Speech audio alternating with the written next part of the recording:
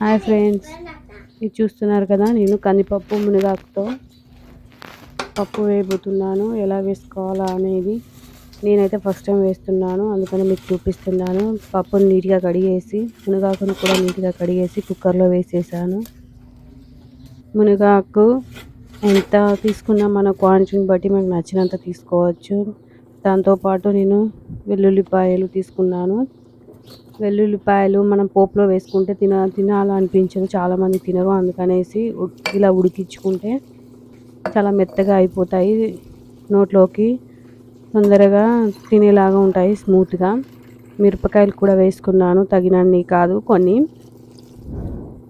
అలాగే మనం సరిపడాన్ని వాటర్ పోసుకొని ఉడికించుకోవాలి. ఉడికిన తర్వాత దాన్ని కొంచెం రుద్దేసుకోవాలి. రుద్దుకున్న తర్వాత దానికి కావాల్సిన ఉల్లిగడ్డలు, మనం మిరపకాయలు కావాలంటే మిరపకాయలు, మళ్ళీ వెల్లుల్లిపాయలు వేసుకోవాలంటే వెల్లుల్లిపాయలు, కరివేపాకు, కొత్తిమీరాకు, అలా మనకు నచ్చినవన్నీ వేసుకోవచ్చు.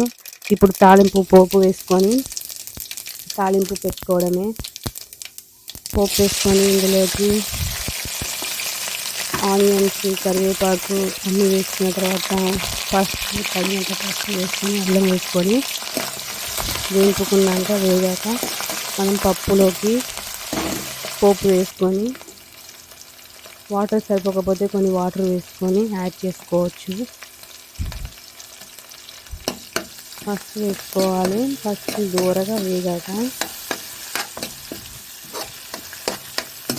మంచి ఫ్లేవర్లో వచ్చాక మనం ఇప్పుడు చూడండి ఎంత బాగా గ్రేవీ మంచిగా చాలా వచ్చింది. గ్రేవీ వచ్చాక ఇప్పుడు మనం పప్పుని వేసుకోవాలి. ఇందులో నేను స్కిప్ చేశాను, చింతపండు రసాన్ని కూడా వేసుకున్నాను లైట్గా.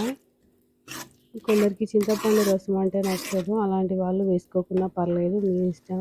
ఉడికేటప్పుడు 4 చింతపండు ఉంటుంది కదా, 4 రవ్వలు వేసుకుంటే సరిపోతుంది ఉడికేటప్పుడు.